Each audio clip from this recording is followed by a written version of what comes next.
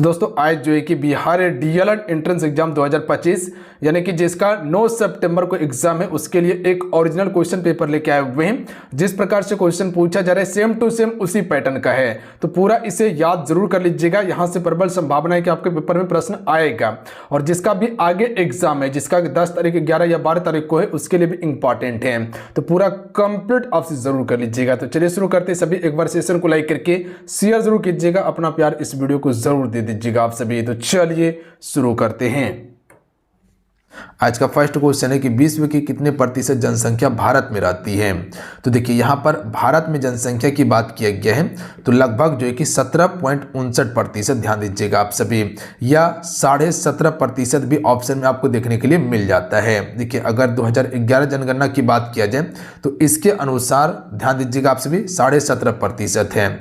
और भारत में कुल जनसंख्या कितना है 2011 जनगणना के अनुसार 121 करोड़। तो देखिए 2023 जो माना जाता है वो डिजिटल जनगणना को माना जाता है। अगर इसके अनुसार जहां देखा जाए 2023 के अनुसार, तो अभी जो है कि भारत जो है कि जनसंख्या में पहले स्थान पे आ जाता है और लगभग 18% जनसंख्या भारत में निवास कर रही है। 2011 जनगणना के अनुसार चीन पहले स्थान पे था और भारत दूसरे स्थान पे था। तो इतना फैक्ट जरूर याद रखिएगा क्वेश्चन से संबंधित। अगला है भारत में कोयले का सर्वाधिक उत्पादक राज्य कौन सा है। भारत में कोयले का सर्वाधिक उत्पादक छत्तीसगढ़ इसका बिल्कुल करेक्ट आंसर होगा। दूसरा की बात किया जाए तो उड़ीसा दूसरा है। तीसरा की बात किया जाए तो तीसरा झारखंड है कोयले के उत्पादन में। अगर यही भंडारण में पूछा जाए कि भंडारण में पहले स्थान पे कौन आता है, तो भंडारण में पहले स्थान पे झारखंड आता है। झारखंड का झरिया और कर्णपुरा कोयले का प्रमुख खदान है जो कि धनबाद में पड़ता है। मानचित्र में नीले रंग के द्वारा किस भाग को दर्शाया जाता है, ये भी प्रश्न आपका 2022 में प्रश्न पूछा गया है, तो ध्यान दीजिएगा आप सभी।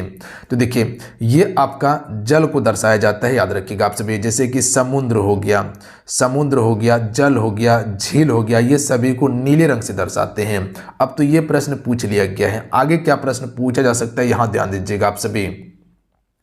अगर आगे प्रश्न पूछा जाए कि पर्वत को हम सभी किस रंग से दर्शाते हैं, तो याद रखिएगा पर्वत को हल्के भूरे रंग से दर्शाते हैं, या कह सकते हैं कि भूरे रंग से दर्शाते हैं या हल्के भूरे रंग से। मैदान को हम सभी हरे रंग से दर्शाते हैं, या कह सकते हैं कि हल्के पीले रंग से, याद रखिएगा हल्के पीले रंग से दर्शाते हैं। पत्थर का कोई एक निश्चित रंग नहीं है, ध्यान दीजिएगा आप सभी। अगला क्वेश्चन है कि प्रथम विश्व युद्ध का तात्कालिक कारण क्या था। यह समझिएगा पहला विश्व युद्ध कब हुआ, 1914 से लेके 1918 तक। कुल कितने वर्ष तक चला था, 4 वर्ष। ये प्रश्न आपका क्वेश्चन में पूछा गया था, कितने वर्ष तक चला था, 4 वर्ष तक चला था।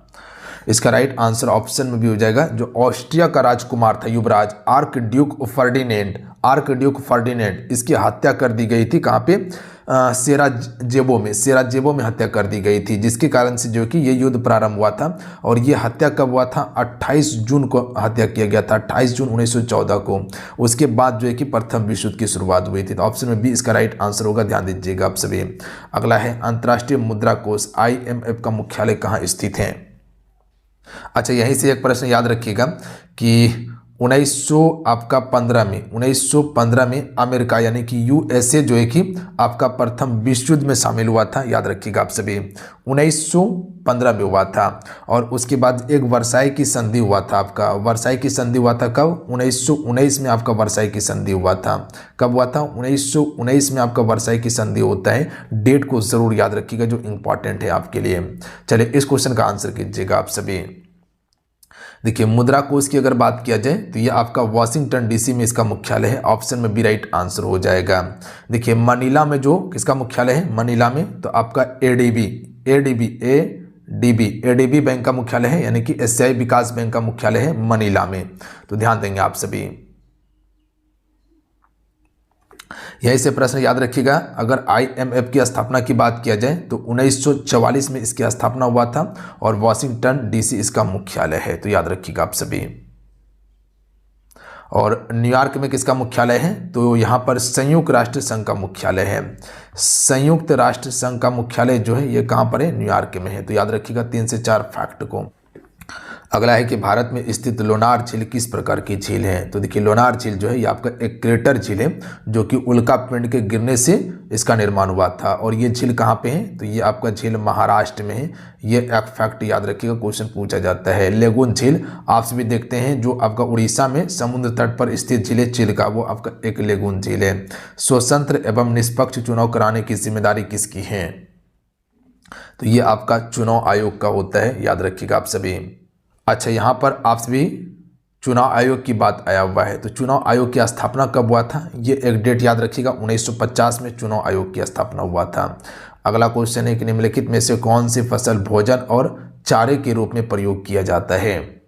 राइट आंसर ऑप्शन में सी हो जाएगा आपका मक्का जो है, इसे कह सकते भोजन और चारे दोनों के रूप में प्रयोग करते हैं। और मक्का जो है ये आपका क्या है, मोटा अनाज के अंतर्गत आता है। और राजस्थान वाला क्षेत्र जो है सबसे ज़्यादा उपयोग कह सकते कि उपजाऊ करता है मक्का का, याद रखिएगा आप सभी। अच्छा, गेहूं का सबसे ज़्यादा उत्पादन कौन सा राज्य करता है, यूपी करता है। बट प्रति हेक्टेयर की बात किया जाए तो पंजाब सबसे ज़्यादा उत्पादन करता है। अगर चाय की बात किया जाए तो चाय असम जो है सबसे ज़्यादा उत्पादन करता है चाय का। क्लियर है। अगला है चीनी उत्पादन में अग्रणी राज्य हैं। देखिए जितने भी मेरे साथ में जुड़े हुए हैं आप इस वीडियो को लाइक जरूर कर दीजिएगा। इस साइड में देखिए आपको नीचे लाइक बटन दिखाई देता होगा, उसे दबा लीजिएगा आप सभी, तोड़ दीजिए फोड़ दीजिए कोई दिक्कत नहीं है, बट लाइक आप सभी जरूर कर दीजिएगा। और उसके बाद यहीं पर आपको नीचे में इस साइड में सब्सक्राइब का बटन दिखाई देगा, उसको जरूर दबा लीजिएगा। दबाने के बाद एक घंटी आएगा बनकर, उसका ऑल नोटिफिकेशन को ऑन कर लीजिएगा, उस पर क्लिक करके सबसे ऊपर वाला, ताकि जब भी क्लास हो नोटिफिकेशन आपको मिल जाए क्लास का कम से कम। बात समझे आप सभी। तो चीनी उत्पादन में अग्रणी राज्य उत्तर प्रदेश, याद रखिएगा आप सभी। आलू का उत्पादन उत्तर प्रदेश सबसे अधिक करता है। उसके बाद जो है कि दूध का उत्पादन उत्तर प्रदेश सबसे अधिक करता है, याद रखिएगा आप सभी, याद रहेगा आप सभी को। अगला है स्टाम्प एक्ट किस वर्ष पारित किया गया था। यह भी प्रश्न आपकी बिहार डीएलएड में प्रश्न पूछा गया है। तो 1765 इसका बिल्कुल करेक्ट आंसर होगा। 1765 में पारित हुआ था। और भारत में एक स्टाम्प एक्ट लागू जो हुआ था वो 1899 में हुआ था, तो ये ध्यान दीजिएगा आप सभी। अगला है संविधान के किस भाग में मौलिक कर्तव्य के बारे में जिक्र किया गया है। देखिए मौलिक कर्तव्य जो है सबसे पहले ये समझिए लिया गया है रूस के संविधान से। मौलिक कर्तव्य कितना है, कुल 11 मौलिक कर्तव्य अभी आपके पास में। पहले कितना था, 10 मौलिक कर्तव्य था, ध्यान दीजिएगा। और भाग 4 का जो है ये मौलिक कर्तव्य के बारे में बताता है, 51 का मौलिक कर्तव्य के बारे में जानकारी देता है हमें। मौलिक कर्तव्य को जोड़ा गया था 42वां संविधान संशोधन के द्वारा, जो 1976 में हुआ था, इसी में जोड़ा गया था मौलिक कर्तव्य को। बात समझे आप सभी, इतना फैक्ट आप जरूर याद रखिएगा। भाग 3 में क्या है, इसमें मौलिक अधिकार के बारे में चर्चा किया गया है। भाग 3 में याद रहेगा आप सभी को, मौलिक अधिकार की बात किया जाए ना, मौलिक अधिकार भाग 3 में। भाग 4 में क्या है, नीति निर्देशक तत्व है। तो याद रखिएगा आप सभी, जो राज्य का नीति निर्देशक तत्व है इसके बारे में चर्चा कहाँ पर मिलता है हमको, ये मिलता है संविधान के भाग 4 में। और भाग 5 में क्या है पता है आप सभी को, भाग 5 में केंद्र सरकार के बारे में बताता है। भाग 5 कौन से सरकार, केंद्र सरकार के बारे में बताता है, जो कि 52 से लेके आपका 151 तक है आपका केंद्र सरकार के बारे में। अगला है मानचित्र की दूरी को भूमि में क्या कहा जाता है, इसे अंश कहा जाता है। अगला प्रश्न देखिए, रंगभेद नीति के विरुद्ध आवाज उठाने वाले कौन थे। तो देखिए रंगभेद नीति के विरुद्ध जो आवाज उठाने वाले थे ये आपका मार्टिन लूथर किंग हो जाएगा। Option number C correct answer होगा। और ये रंगभेद नीति कहाँ लागू हुआ था, साउथ अफ्रीका में हुआ था। कहाँ पे, साउथ अफ्रीका में हुआ था। इसको जगह को याद रखिएगा आप सभी। और कौन संबंधित है, मार्टिन लूथर किंग है। अगला प्रश्न पर ध्यान दीजिएगा कि डैश का मानना था कि राज्य और समाज के स्थापित पारंपरिक संस्थाओं को सुरक्षित या संरक्षित किया जाना चाहिए। तो ये किसका मानना था, तो ये आपका कंजर्वेटिव का मानना था। ऑप्शन में ए राइट आंसर होगा, ध्यान दीजिएगा आप सभी। अगला क्वेश्चन देख लीजिएगा कि जून 1992 में पहले अंतर्राष्ट्रीय पृथ्वी शिखर सम्मेलन के लिए ब्राजील में डैश में 100 से अधिक राष्ट्रीय अध्यक्ष मिले। तो ये आपका रियो डी जेनेरियो में मिले थे, जो पृथ्वी शिखर सम्मेलन हुआ था 1992 में। तो यहाँ 100 से अधिक राष्ट्रीय अध्यक्ष मिले थे। तो ऑप्शन में एक करेक्ट आंसर होगा। अगला क्वेश्चन देखिए, यहाँ कुदेर मुख लिखा गया, इसको कुदेर मुख कीजिएगा। ये प्रश्न आपका 2 से 3 बार प्रश्न रिपीट कर दिया गया है। कुदेर मुख एक महत्वपूर्ण लो अयस्क खदान जो है ये आपका किस राज्य में है? तो ये आपका कर्नाटक में है कुदेर मुख। तो याद रखिएगा ऑप्शन में सी राइट आंसर होगा। अगला क्वेश्चन है कि इनमें से कौन विद्रोह में शामिल था? देखिए, इनमें से जो विद्रोह में शामिल था वो आपका बुद्धो भगत, याद रखिएगा आप सभी, बुद्धो भगत जो है विद्रोह में शामिल था। और 1831 में छोटा नागपुर क्षेत्र में जनजातीय विद्रोह का नेतृत्व किया था बुद्धो भगत ने। कब? 1831 से 32 के बीच में। तो ध्यान दीजिएगा आप सभी। अगला प्रश्न देखिएगा, राष्ट्रीय पिछड़ा वर्ग आयोग यानी कि NCBC को संवैधानिक दर्जा कब मिला था? NCBC को संवैधानिक दर्जा जो मिला था ये कब मिला था? 2018 में दिया गया था। तो डेट याद रखिएगा कब? 2018 में दिया गया था। और 102वां संविधान संशोधन जो हुआ था, 102वां संविधान संशोधन, और इसी में इसको जो है कि दर्जा मिला था। और ये आपका अनुच्छेद 338B में इसको रखा गया है, अनुच्छेद 338B में। अगला क्वेश्चन देखिए, रॉलेट एक्ट का उद्देश्य क्या था? बिल्कुल आसान और इजी क्वेश्चन है। तो क्रांतिकारी गतिविधियों पर अंकुश लगाना। कब आया था रॉलेट एक्ट? 1919 में आया था। और रॉलेट एक्ट के कारण ही जलियांवाला बाग हत्याकांड होता है 13 अप्रैल 1919 को। और इसी कारण जो है कि महात्मा गांधी जी ने रॉलेट एक्ट के विरोध में ही कह सकते हैं कि असहयोग आंदोलन भी पारित हुआ था 1920 में महात्मा गांधी जी के द्वारा। और चोरा चोरी कांड के कारण 1922 में आपका असहयोग आंदोलन वापस ले लिया जाता। किस बात से स्पष्ट होता है कि बिहार में लोकतंत्र की जड़ें गहरी हैं? तो राइट आंसर ऑप्शन में से हो जाएगा वैशाली की लिच्छवी गणतंत्र से। वैशाली की लिच्छवी गणतंत्र से पता चलता है कि बिहार में लोकतंत्र की जड़ें क्या थी? गहरी थी। अगला प्रश्न पर ध्यान दीजिएगा कि किसी वस्तु का वजन अगर हवा में 10 न्यूटन है, उस वस्तु को किसी द्रव में पूर्णतः डुबाई जाती है तो उसका वजन 8 न्यूटन रह जाता है, तो उस वस्तु द्वारा हटाया गया वजन कितना? तो यहाँ पर देखिए क्वेश्चन क्या कहा था, इससे पहले भी शायद ये प्रश्न आपको हम बताए थे। तो यहाँ देखिए इसमें 10 न्यूटन से आपको 8 न्यूटन को माइनस कर देना था। तो ये भी बताए थे आपको 2 न्यूटन इसका करेक्ट आंसर होता। अगला है, निम्नलिखित में से कौन सा एकमात्र परमाणिक है? तो हीलियम एक परमाणिक है, ऑप्शन में ए राइट आंसर होगा। और हीलियम की परमाणुकता की बात किया जाए तो एक होती है, इसीलिए इसे हम सभी एकल परमाणुक अणु भी कहते हैं हीलियम को। और हीलियम हो गया, ऑर्गन हो गया, नियॉन हो गया, ये सभी आपका क्या है? निष्क्रिय गैस है। याद रखिएगा आप सभी, किस प्रकार गैस है? निष्क्रिय गैस है। अगला है, पृथ्वी पर गुरुत्वीय त्वरण का मान होता है। तो पृथ्वी पर गुरुत्वीय त्वरण का मान जो है भूमध्य रेखा पर जो होता है वो कम होता है, जबकि अगर ध्रुव की बात किया जाए तो ध्रुव पर अधिक होता है। ये उत्तरी या दक्षिण ये भूमध्य रेखा है, यहाँ कम होता है। अगला क्वेश्चन है कि घरेलू विद्युत परिपथ में उदासीन तार का रंग होता है। तो घरेलू विद्युत परिपथ में उदासीन तार का रंग जो होता है वो काला होता है। ऑप्शन में सी राइट आंसर होगा, याद रखिएगा आप सभी। अगर यही क्वेश्चन पूछा जाए कि फेज का तार जो होता है वो किस रंग का होता है, तो फेज का तार लाल रंग का होता है।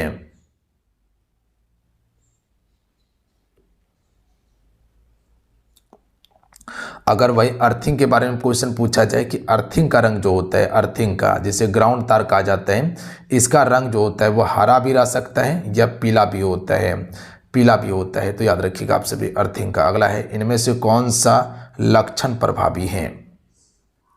अगला क्वेश्चन है कि इनमें से कौन सा लक्षण प्रभावी है? तो फूलों का अक्षीय स्थिति इसका बिल्कुल राइट आंसर होगा, डायरेक्ट याद रखिएगा आप सभी। अगला प्रश्न देखिए, निम्नलिखित में से कौन सा यहाँ आपका टाइपिंग मिस्टेक है? इसको आप सभी कर लीजिएगा। प्रोपेनोइक अम्ल का सूत्र, प्रोपेनोइक अम्ल का सूत्र है। तो देखिए प्रोपेनोइक अम्ल का सूत्र जो हो जाएगा ऑप्शन नंबर बी इसका बिल्कुल करेक्ट आंसर होगा। तो ऑप्शन में बी वाला इसका करेक्ट आंसर होगा। ये जो है आपका वो प्रोपेनोइक अम्ल का सूत्र है। अगला क्वेश्चन देख लीजिएगा, रेटिना प्रकाश को परावर्तित करता है। तो राइट आंसर होगा ऑप्शन में बी, विद्युत सिग्नल में परावर्तित करता है रेटिना प्रकाश को। तो ऑप्शन में बी करेक्ट आंसर होगा, याद रखिएगा आप सभी, विद्युत सिग्नल के रूप में करता है। रेटिना जो होता है एक प्रकाश संवेदनशील परत होता है जो प्रकाश को विद्युत शक्ति में परिवर्तित कर देता है और यह संकेत ऑप्टिकल नस के माध्यम से मस्तिष्क तक पहुंचाता है। कौन, रेटिना। अगला क्वेश्चन देख लीजिएगा, क्वेश्चन है निम्नलिखित में से किस द्रव का वाष्पीकरण दर सर्वाधिक है। देखिए वाष्पीकरण दर सबसे ज़्यादा जो है वो आपका पेट्रोल का बिल्कुल करेक्ट आंसर होगा। पेट्रोल सबसे ज़्यादा वाष्पित होता है, ऑप्शन में ए राइट आंसर होगा। अगला क्वेश्चन देख लीजिएगा, उन अंगों का नाम बताइए जो मनुष्य में उत्सर्जन प्रणाली को बनाते हैं। तो राइट आंसर ऑप्शन में डी हो जाएगा। दो विक्र हो गया, दो मूत्रवाहिनी हो गया, और मूत्राशय और मूत्रमार्ग, ये सभी जो है कि आपका मनुष्य में उत्सर्जन प्रणाली बनाते हैं। तो ऑप्शन नंबर डी बिल्कुल करेक्ट आंसर होगा ये सभी। अगला है, तत्व मैग्नीशियम सल्फर के साथ अभिक्रिया करके कौन सा बंध बनाता है। तो तत्व जो है मैग्नीशियम और सल्फर के साथ अभिक्रिया करके आपका आयनिक बंध बनाता है, ऑप्शन में ए राइट आंसर होगा। अच्छा, यहाँ मैग्नीशियम का जो आपका प्रतीक चिन्ह क्या है, Mg है, याद रखिएगा आप सभी। अगला क्वेश्चन है, निम्नलिखित में से कौन से संयोजी टीका जो बच्चों को डिप्थीरिया, काली खांसी, टेटनस को सुरक्षा प्रदान करने के लिए करता है। तो राइट आंसर होगा DTP का टीका लगाया जाता है, ऑप्शन में ए इसका करेक्ट आंसर होगा। और BCG का टीका नवजात शिशु को दिया जाता है। और आपका TAB टीका जो दिया जाता है ये टाफाइड क्षेत्र में दिया जाता है, TAB का टीका। और HIV तो आपको पता है कि एड्स रोग से संबंधित है। अगला है, निम्नलिखित में से कौन अनवनीकरणीय ऊर्जा स्रोत है। देखिए अनवनीकरणीय ऊर्जा स्रोत की बात किया जाए तो कोयला एक आपका अनवनीकरणीय ऊर्जा स्रोत है, तो ऑप्शन नंबर सी इसका करेक्ट आंसर होगा। अगला क्वेश्चन है कि निम्नलिखित में से कौन सा ऊतक भ्रूण के बाह्य त्वचा एकोडर्म से उत्पन्न होता है। तो क्वेश्चन नंबर 33 का राइट आंसर ऑप्शन में भी हो जाएगा तंत्रिका ऊतक, ध्यान दीजिएगा बी राइट आंसर होगा। अगला क्वेश्चन है कि MSCS 1407 जो एक अधिक उपज देने वाली कोटि मुक्त प्रजाति है, ये किसका एक प्रजाति है, तो सोयाबीन का एक प्रजाति है, ऑप्शन में सी राइट आंसर होगा। सोयाबीन का सबसे ज़्यादा उत्पादन जो करता है मध्य प्रदेश में करता है, और सोयाबीन में प्रोटीन सबसे अधिक होता है। किंगडम प्लांटी में शामिल हैं, तो देखिए किंगडम प्लांटी में जो शामिल होता है ये सभी होता है सेवाल, ब्रायोफेटा, टेरिडोफेटा, जिम्नोस्पर्म, एंजियोस्पर्म होता है, तो ऑप्शन में डी राइट आंसर होगा। अगला क्वेश्चन है कि पहाड़ी क्षेत्र में मृदा अपरदन रोकने के लिए किस विधि को अपनाया जाता है। तो राइट आंसर ऑप्शन में हो जाएगा शोषण कृषि विधि का उपयोग किया जाता है। अगला क्वेश्चन देख लीजिएगा कि विद्युत चुंबक बनाने के लिए पर्याय किस पदार्थ की छड़ का उपयोग होता है। तो देखिए विद्युत चुंबक बनाने के लिए जो हमसे उपयोग करते हैं वो नर्म लोहा का उपयोग करते हैं, ये भी याद रखिएगा, सी करेक्ट आंसर होगा। अगला है, निम्नलिखित में से कौन सा त्वरण का मात्रक नहीं हो सकता। तो देखिए त्वरण का मात्रक जो नहीं हो सकता है, ऑप्शन नंबर इसका सी राइट आंसर होगा। किलोमीटर प्रति सेकेंड जो है ये त्वरण का मात्रक नहीं हो सकता है, जबकि किलोमीटर प्रति सेकेंड स्क्वायर से सेंटीमीटर प्रति सेकेंड स्क्वायर और मीटर प्रति सेकेंड स्क्वायर हो सकता है। अगला क्वेश्चन देखिए, ऑक्जेलिक अम्ल का प्राकृतिक स्रोत निम्नलिखित में से कौन सा है। तो देखिए ऑक्जेलिक अम्ल जो है ये आपका टमाटर में होता है, संतरा में सैट्रिक अम्ल पाया जाता है। अगला है, प्लाज्मा झिल्ली, प्लाज्मा मेम्ब्रेन किसकी बनी होती है। तो इसका करेक्ट आंसर हो जाएगा ऑप्शन में सी, प्रोटीन, कार्बोहाइड्रेट और फास्फोलिपिड की बनी होती है, ध्यान दीजिएगा आप सभी। अगला है, अपलक नवनील नयन विशाल में कौन सा अलंकार है। यहाँ पर जो आप अपलव नव जो देख रहे हैं, नव का अर्थ क्या होता है, आकाश होता है, और इसका वर्णन जो किया गया है विशाल नयन के रूप में किया जा रहा है। तो जहाँ पर भी किसी के रूप में अगर किसी भी चीज़ को बताया जाता है तो वहाँ क्या होता है, रूपक अलंकार होता है, आपको पता है। तो ऑप्शन में डी इसका राइट आंसर होगा, इनमें से कोई नहीं होगा। अगला क्वेश्चन है कि ग्रामगत में कौन सा समास है। तो देखिए ग्रामगत में तत्पुरुष समास है, याद रखिएगा। देखिए इसका जो समास विग्रह होगा ग्राम, ग्राम को गया होगा, ग्राम को गया, तो जो को कारक विभक्ति है ये तत्पुरुष समास का। इसको डायरेक्ट एग्जैक्ट याद रखिएगा आप सभी, अन्यथा कन्फ्यूजन कर जाइएगा। वह पहले से बहुत तेज दौड़ता है, रेखांकित पदबंध कौन सा होगा। यहाँ पर रेखांकित पदबंध जो है बहुत तेज दौड़ना, इसमें कौन सा पदबंध होगा। तो इसमें आपका क्रिया विशेषण पदबंध होगा, क्योंकि यहाँ पर क्रिया किया जा रहा है कि वो बहुत तेज दौड़ रहा है, तो तेज दौड़ना क्या है, एक क्रिया है, तो याद रखिएगा क्रिया पदबंध होगा। अगला है, जी चुराना मुहावरे का अर्थ क्या होता है, काम से भागना, ऑप्शन नंबर क्या हो जाएगा, सी राइट आंसर होगा, काम से भागना। अगला क्वेश्चन है कि इनमें से कौन सा वाक्य अशुद्ध है। अगला है कि इनमें से कौन सा वाक्य आपका एक अशुद्ध है।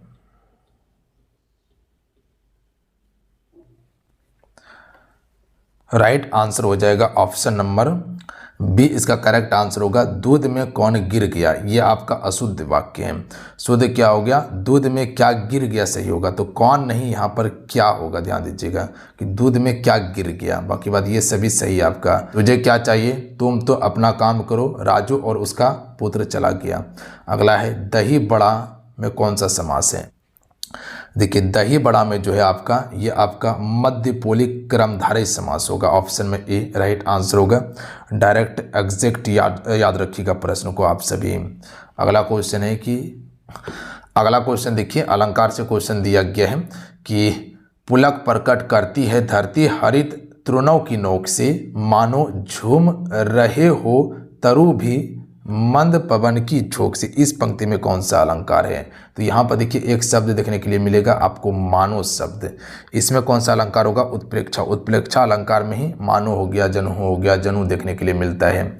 अगला है आम के आम गुठलियों के दाम, लोकोक्ति का अर्थ क्या होगा। आम के आम गुठलियों के दाम, दोहरा लाभ और दोगुना फायदा, दोहरा लाभ और दोगुना फायदा, दोहरा लाभ और दोगुना फायदा। Option number C right answer. अगला क्वेश्चन है कि शाब्दिक अलंकार या शब्द अलंकार, शब्द अलंकार के कितने भेद होते हैं। तो शाब्दिक या शब्द अलंकार के 3 भेद होते हैं, याद रखिएगा आप सभी। 3 भेद होते हैं। पहला होता है अनुप्रास अलंकार होता है। कौन सा अलंकार, अनुप्रास अलंकार। उसके बाद दूसरा होता है यमक अलंकार होता है, और तीसरा होता है आपका श्लेष अलंकार होता है। ध्यान दीजिएगा आप सभी।